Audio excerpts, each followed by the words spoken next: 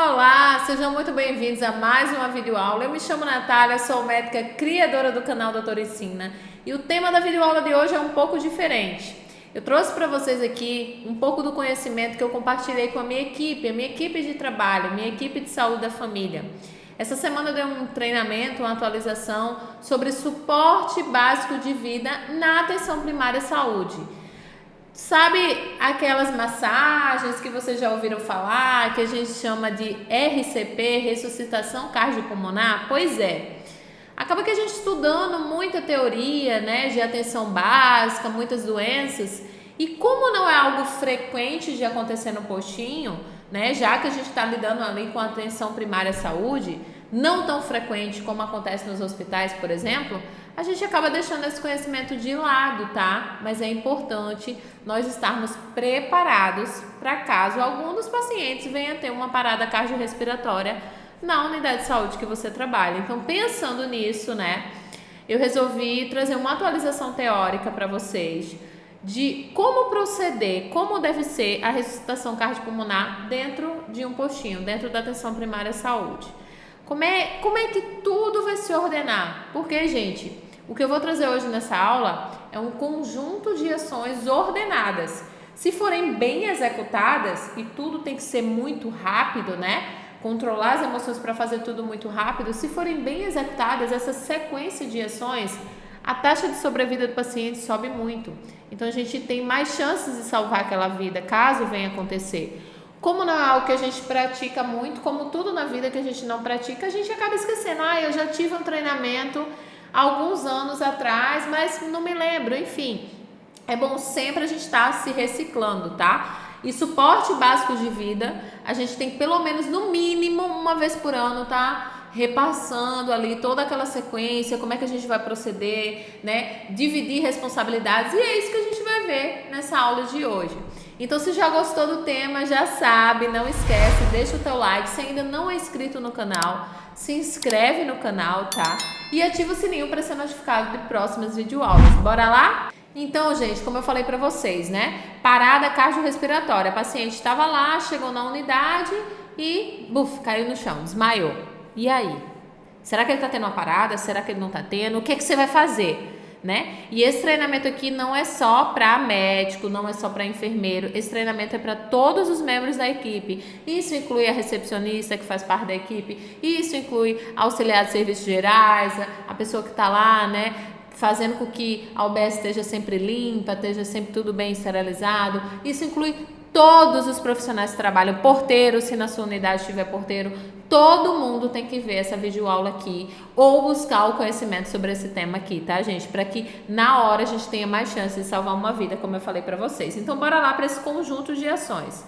Primeiramente, eu trouxe aí para vocês essa cadeia de sobrevivência de atendimento cardiovascular de emergência, né? É muito interessante pra gente ter uma noção de como tudo vai acontecer, tá? Então, a primeira coisa que a gente vê aí é reconhecimento imediato da parada cardiorrespiratória e acionamento do serviço de emergência e urgência. Então, você vê esse telefonezinho aí, o que primeiro é importante? A gente identificar que realmente é uma parada, que aquele paciente, o coração dele parou, para chamar logo a ajuda, tá? E ligar para emergência, para quem não sabe, 192, tá? 192 é o número que você vai ligar.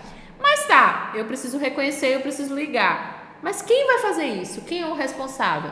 Se você trabalha aí numa equipe de saúde da família, é importantíssimo vocês fazerem esse treinamento em equipe para dar responsabilidades. Por exemplo, na unidade de saúde que eu trabalho, a Camila, que é a nossa recepcionista atualmente, né, a pessoa que primeiro tem o contato ali com o paciente, ela já sabe que a função dela, caso o paciente passe mal, ela vai ter que reconhecer se ele está em parada, e por isso a gente fez o treinamento, e já acionar o serviço de urgência e emergência. E se a Camila estiver de férias?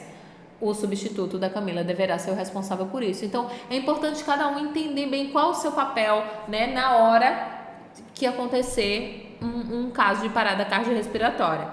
Depois, então, definir o responsável aí da tua equipe. Depois, reanimação cardiopulmonar precoce com ênfase nas compressões. Gente, o que vai salvar a vida dos pacientes?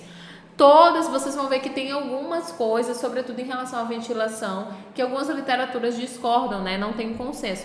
Mas em relação à compressão torácica, é unânime que é isso que salva o paciente, tá? Então, é de longe o que você tem que começar mais precocemente e o que você tem que fazer a técnica, executar a técnica de maneira correta para poder salvar o paciente, tá? Pelo menos 60% do tempo que você tiver ali fazendo uma ressuscitação cardiopulmonar tem que ser de compressões torácicas. Isso é o mínimo para a gente garantir que o paciente vai sobreviver, tá? Então, quem são os responsáveis no caso de uma parada na sua equipe? Geralmente quem vai ser, né? Quem é que vai? Ok, a recepcionista foi lá, reconheceu. Quem é que vai chamar o médico? Vai lá, no meu caso, eu trabalho numa unidade de saúde que minha sala fica lá no fundo, então alguém, eu não escuto, a recepção é longe, então alguém tem que ir lá me chamar. Quem é essa pessoa? Quem vai ser a pessoa aqui primeiro? No nosso caso, a gente colocou a nossa auxiliar de serviços gerais para já correr e me chamar. Doutora, tem um paciente que... E daí a gente vem rápido, né? Enquanto a Camila já tá lá reconhecendo e já tá lá acionando o serviço de urgência e emergência, tá? E aí, e quem vai ficar responsável pelas compressões? Então vai ser o médico que vai alternar com o enfermeiro, que vai alternar com o técnico. Quem são as pessoas que vão ser geralmente as responsáveis? Não pode ser só uma, tá? Porque a gente já tem uma literatura bem embasada de que compressões torácicas a cada 2 minutos no máximo precisa trocar, porque perde a eficácia, tá? Somos humanos, a gente se esgota, né? Os músculos fadigam e a gente não consegue manter o ritmo e a compressão. A gente vai ver, eu trouxe aqui para vocês esse boneco, e a gente vai ver que se a gente não fizer da forma correta, ela não adianta de muita coisa.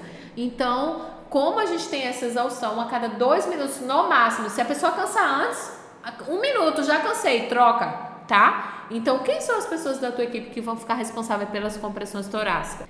Depois, desfibrilação rapidamente com desfibrilador externo automático. Na sua unidade tem que ter um DEA, tá? Que é o desfibrilador externo automático. É um equipamento que fala com você, tá? Você vai colocar as pás corretamente lá no paciente, a gente chama as pás, né? E aí ele vai dizer se é um ritmo chocável ou não, porque existem 2 ritmos que são chocáveis, ou seja, 2 ritmos que conseguimos reverter com o choque, tá? Depois essa ambulânciazinha aí é o suporte avançado de vida eficaz, o paciente, né, vai ser levado lá para o hospital da sua cidade, por exemplo, e cuidados pós-PCR integrados. O que é aqui da atenção básica? Reconhecer imediatamente que é uma parada cardiorrespiratória, acionar o serviço de urgência e emergência, tá aí nesse telefonezinho, depois compressões torácicas imediatas e depois desfibrilar o paciente o mais precoce possível. Então, vamos lá naquela situação. A recepcionista reconheceu, foi lá, viu o pulso, não te preocupe, eu vou detalhar tudo, tá? Isso aqui é só uma introdução geral, essa cadeia de sobrevivência. Daí, reconheceu que está em parada, acionou o serviço de urgência, auxiliar, já foi chamar o médico na sala dele. E aí, a técnica de enfermagem, no nosso caso, é ela que é responsável já para pegar o desfibrilador, tá, gente? Então, olha só como na hora, ao invés de todo mundo se desesperar, cada um já sabe mais ou menos qual a sua função. Reconhecer e acionar a urgência é a recepcionista no nosso caso. Claro, gente, que na tua equipe tu pode adaptar essas funções, tá? Até porque as equipes variam um pouco da quantidade dos profissionais e dos tipos de profissional. Auxiliar vai chamar o médico e a técnica já foi correndo pegar o DEA. Então não tem ninguém perdendo tempo ali, porque cada segundo é precioso, tá? Então vamos lá. Esse é o DEA, né? Aí uma imagem, uma ilustração do DEA, que é o desfibrilador externo automático. Outra coisa importante, a nossa técnica de enfermagem, ela fica responsável por todos os dias ver se o DEA está funcionando, se ele está carregado, tá? Porque imagina, você nunca teve uma parada cardiorrespiratória na sua unidade de saúde. E no belo dia que você precisa, ele não está funcionando. Estava guardado lá há tanto tempo que ele simplesmente não liga. Ou está sem bateria, né? Está descarregado. E aí, ai meu Deus, tem que pegar um adaptador, tem que ligar. Então, gente, todos os dias isso deve ser verificado, ou pelo menos a cada 2 dias, tá? O DEA tá funcionando, tá ligando, tá com bateria suficiente, bota para carregar. A nossa técnica, no nosso caso, é responsável por essa função, tá? Então, bora lá para a sequência. Primeiramente, avaliar a segurança da cena. Geralmente na unidade básica de saúde não vai ter nada que vai colocar a vida dos profissionais em risco, né? Um ambiente naturalmente seguro. Mas se você pode usar esses conhecimentos de suporte básico de vida para caso você se depare, por exemplo, numa situação, num acidente de trânsito, tá? Então o paciente foi lá, teve uma parada e você vai aplicar também. Opa, eu sei aqui mais ou menos o que eu tenho que fazer. Tá, se você for aplicar, primeira coisa é você ver se o ambiente está seguro, tá? Foi no meio da estrada, peraí, calma, eu não posso ir pro meio da estrada, depois vem um caminhão, alguma coisa e me atropela. Primeira coisa é observar a segurança da cena para você e pro paciente, até porque se acontecer alguma coisa com você, você não vai ter como ajudar, tá? Então, depois avaliar a responsividade do paciente, perguntando, falando com ele. Seu José, geralmente a gente já conhece nossos pacientes pelo nome, né? Mas caso você não conheça, Senhor, tá tudo bem, Senhor? Pega nele, pega no ombro dele. Senhor, tá tudo bem? Tá me ouvindo? Consegue dizer o seu nome? Fala o seu nome. E aí vê se ele tá falando. Se ele estiver falando, ele não tá em parada, né? O coração dele. E ele tá com via aérea funcionando, tá? Porque pra gente falar, é preciso que o ar entre e saia, tá? Então, se ele tá falando, meu nome é José e tal, tá um pouco, né? Mas ele tá falando, você tá compreendendo o que ele tá falando, ok, esse paciente tá respondendo, tá? Ótimo, né? Mas o paciente não tá respondendo, ele não fala nada, ou ele tá gaspeando, né? Gaspear é algo, é um barulhinho assim, só quem viu um gaspe pessoalmente para entender, mas é um barulhinho assim, sabe, alguma coisa assim que não é compreensível, não é uma fala, não, ele não consegue pronunciar palavras, é como se fosse eu vou tentar depois achar para vocês o gasping, tá? E eu coloco para vocês, mas dê uma pesquisada aí no YouTube, certamente deve ter algum vídeo aí sobre gasping. Então, o paciente não respira, não responde, tá? A primeira coisa, chama ajuda, tá? Você precisa chamar ajuda e pegar o DEA. Então, se o paciente não tá respondendo, a nossa técnica de enfermagem correu, foi pegar o DEA. Alguém já está ligando para o 192 e a gente vai imediatamente avaliar o pulso do paciente, tá? O pulso, se ele tem pulso, se tem circulação, porque se o coração estiver batendo, o sangue está pulsando na artéria, tá? Qual o pulso? Aí você vê no filme lá o pessoal, né, pegando o pulso aqui radial. Não serve pra gente nesse momento, tá? Por quê? A gente precisa de um pulso central, então a gente vai usar o da carótida. Como é que a gente vai usar o da carótida? Vou mostrar para vocês bem de pertinho. Deixa eu colocar aqui. Olha só, acho que dá para ver bem aí, né? Ângulo da mandíbula, e aqui a gente tem um músculo que chama esternocleidomastoideu, é um nome bem comprido mesmo. Mas você sente que aqui tem um músculo, ó, é duro, tá? Você consegue ver aqui as fibras do músculo. Você pega esses dois dedos aqui e daí você vai, ó, afundar aqui por trás do músculo, tá? Faz uma leve pressão, pode pressionar um pouquinho. Então, aqui no ângulo da mandíbula, eu pego os dois dedos e na frente aqui do músculo, por trás dele, eu entro pela frente e tento entrar por trás. Faz uma leve pressão e ó, você vai perceber o pulso. Eu quero que você faça isso agora, tá? Eu quero que você pegue os seus dois dedos em você mesmo, ângulo da mandíbula, vem aqui e palpa o pulso. No nosso treinamento, eu trouxe algumas imagens aí, vocês estão vendo que a gente praticou uns nos outros. Faça isso na sua unidade básica de saúde, na sua unidade de saúde da família, tá? Chama o colega, olha, deixa eu treinar aqui pulso, eu não sei se eu consigo perceber o pulso. E todo mundo precisa treinar isso. Porque a primeira pessoa que tiver contato, por exemplo, se for a recepcionista, geralmente a recepcionista não é profissional da saúde, né? Ela não tem uma formação na saúde, mas ela precisa reconhecer um pulso.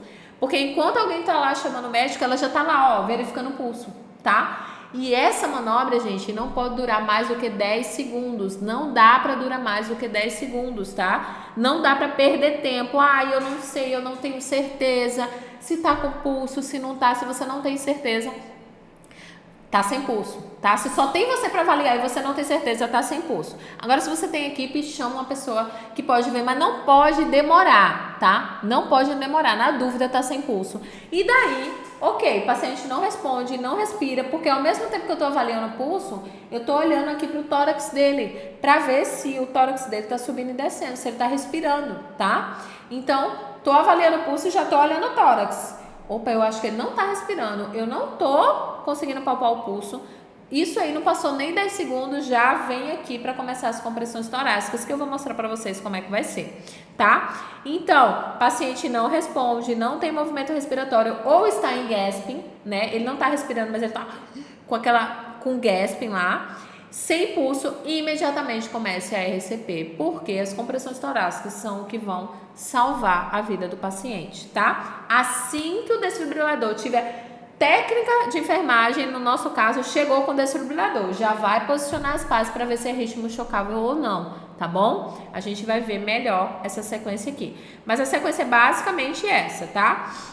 Eu trouxe para vocês o que tem que ficar na cabeça, tá? E o que tem que ficar na cabeça é CABD. Antigamente era naturalmente ABCD, mas visto que as compressões torácicas são tão importantes, são elas que mudam o prognóstico, que colocou ela como prioridade da ressuscitação cardiopulmonar. Então é CABD, CABD. Isso, na hora que tu identificou, pode ser uma parada CABD, tá? Então fui lá, vi a responsabilidade, não tá respondendo, vi o pulso, tá sem pulso, é uma parada, reconheci. Chama ajuda, vai buscar o desfibrilador, CABD. C vem de circulação, avaliação hemodinâmica, você viu tudo isso, você faz as compressões torácicas. Essas compressões torácicas tem que ser pelo menos 30 a cada ciclo, numa velocidade de 100 a 120 por minuto. Meu Deus, como é que eu vou saber a velocidade das minhas compressões, né? Porque tem que ser 100 a 120 em um minuto. Mas eu não tenho relógio, eu não tenho cronômetro, eu pelo menos não tenho uma noção muito boa de velocidade, nem no carro, né? Que tem lá. Que dirá como é que você faz? Tem algumas técnicas para isso. Na minha formação, eu aprendi uma música que tem o ritmo certinho, tá? Então, quando a gente se aprofundar aqui em compressão torácica, eu vou contar para vocês essa música, eu vou colocar aqui essa música e a gente vai entender qual a velocidade de 100 a 120 por minuto, tá? Mas, por favor, essa música não é para ser cantada verbalmente, pelo amor de Deus. Tá lá a pessoa emparada, desacordada, o familiar talvez esteja até do lado, independente de tal ou não, e você tá lá cantando, pelo amor de Deus, é cantar mentalmente, tá? A gente vai aprender aqui. E o C, eu gosto, né? Não é o oficial, mas eu gosto do C, ao invés de a gente pensar em C de circulação, pensar em C de check, né? Por quê? Porque na sua cabeça vai vir, paciente parou, CABD, tá? Então quais são as principais coisas? C de check são os 5, check tá aqui na palma da sua mão. São 5, 6, né? Checa a segurança do local, checar a responsividade do paciente, checa o pulso e a respiração ao mesmo tempo, chama por ajuda e inicia as compressões. Então, CABD, 5, 6 e a gente vai depois para o A, que é a abertura de via aérea, tá? Então, C de check, 5, 6, depois A de via aérea. Então, esse paciente pode ter parado, por exemplo, porque está faltando oxigênio, tá? Então, a gente precisa liberar a via aérea desse paciente, tá? A gente precisa garantir que a via aérea está pérvia. Primeiramente, obviamente, avaliar se não tem nada, esse paciente não está engasgado, né? Alguma coisa na boca dele.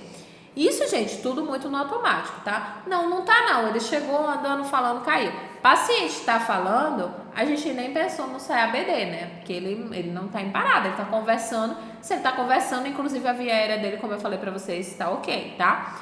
Mas o paciente não respondeu. Alguém vai pegar a via aérea desse paciente, eu trouxe aqui pra vocês verem, deixa eu ver se vocês estão vendo bem. Para fazer a manobra de elevação do mento. Deixa eu trazer aqui para cá. Vamos mudar aqui o cenário. Deixa eu botar aqui para ficar tudo bem. O microfone vem para cá. Aqui, ó. Como é que eu vou fazer a manobra de elevação do mento? É bem simples, tá, gente? Uma mão eu ponho na testa do paciente, 2 dedos aqui no mento, tá? Eu gosto de pegar aqui no queixo, mas você pode ou não pegar no queixo e eu elevo. Quando eu faço isso, eu deixo a via aérea pérvia, tá? Mas ó, importante. Na UBS vai ser muito difícil você pegar um trauma, né? Um acidente, caiu de algum lugar, alguma coisa que possa ter fraturado alguma vértebra. Mas, se você está usando essas técnicas de ressuscitação cardiopulmonar na rua, algum lugar, se o paciente caiu de uma moto, sofreu, bateu contra o carro, essa manobra aqui não é indicada, tá? A gente faz outra manobra, tá bom? Que é a manobra que eu vou mostrar para vocês aqui. Deixa eu me posicionar aqui. que é a manobra em que eu estabilizo a coluna, só a título de curiosidade, tá? Pego aqui, ó, no ângulo da mandíbula, olha esse aqui, ó, tá vendo? Tem um ângulozinho aqui, ó, deixa eu mostrar pra vocês. Isso aqui é o ângulo, tá? Eu vou pegar aqui e eu vou levantar a mandíbula desse paciente, tá? Mas isso aqui é só a título de curiosidade, tá? Na sua UBS, o que você vai fazer é a manobra de elevação do mento. Então, é isso aqui, ó, você vai fazer, tá? E aí, você fez isso e outra pessoa já tá ali nas compressões, porque compressão é o que salva a vida, a gente acabou de ver, tá? Compressão é o que salva a vida. Então, manobra, mais uma vez, o A da via aérea, venho aqui, se o paciente não tem perigo de ter algum trauma, ter fraturado alguma vértebra, né? Pra gente não causar nenhuma sequela irreversível nesse paciente. Eu venho aqui, não foi trauma, ele teve uma parada, venho aqui e faço isso aqui, tá?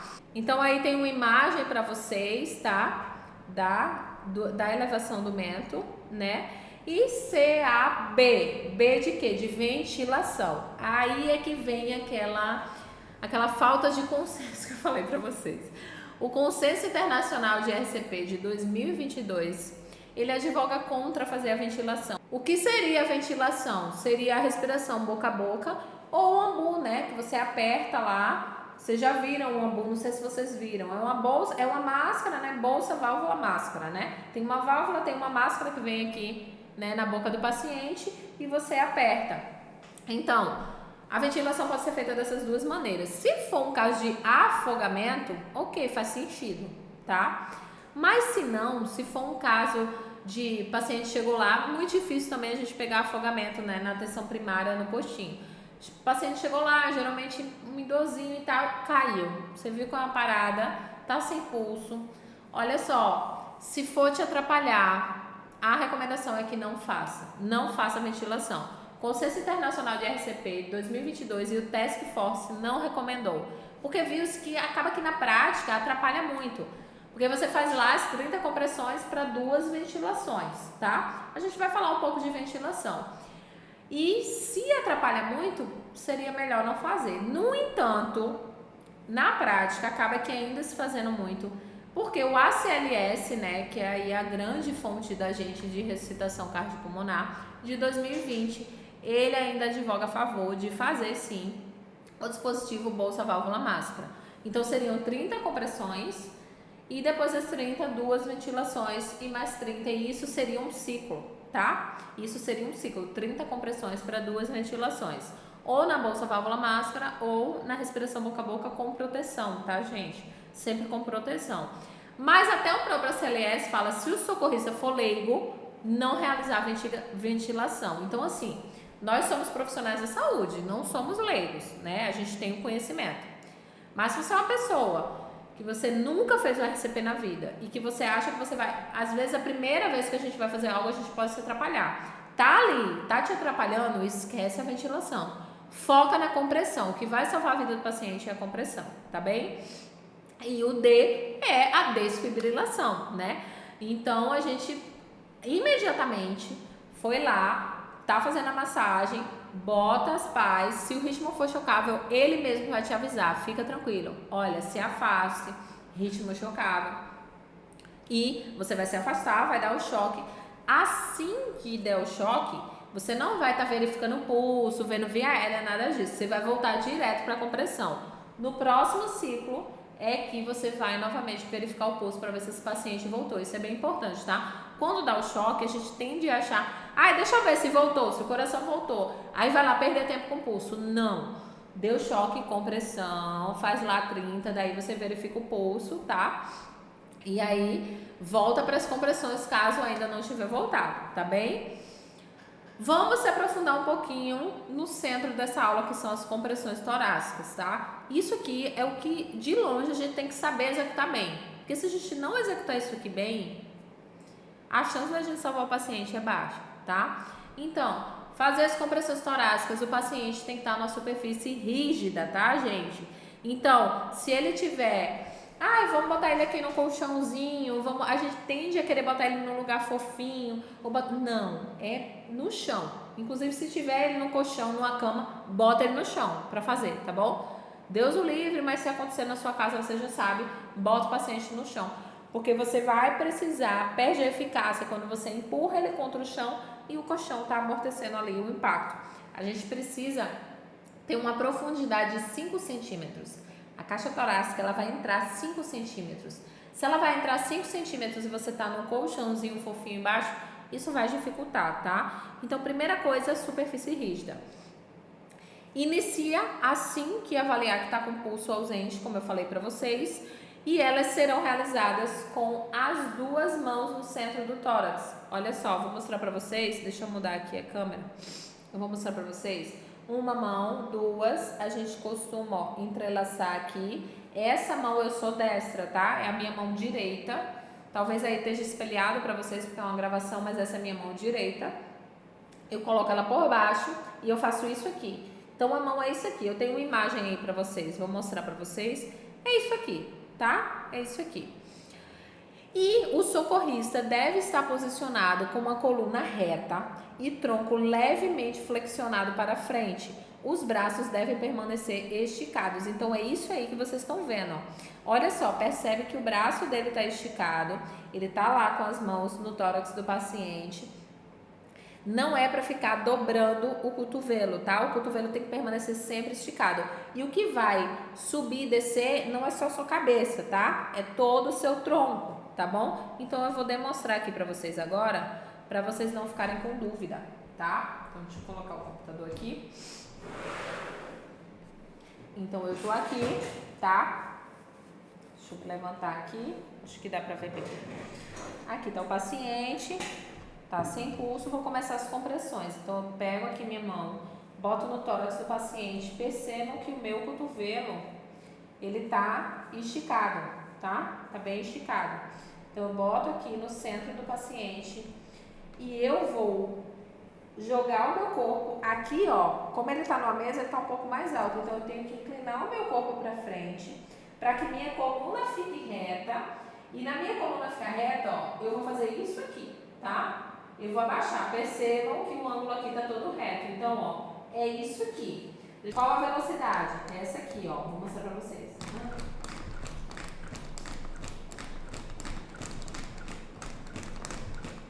E aí eu vou botar uma musiquinha agora que vai ficar na cabeça de vocês, que vocês nunca vão esquecer, tá? Qual a velocidade da compressão torácica? É essa musiquinha, solta o som aí.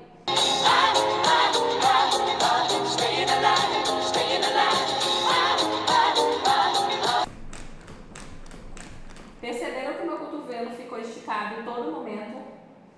Perceberam que o tórax do paciente baixou? Olha só, vou fazer aqui para vocês verem.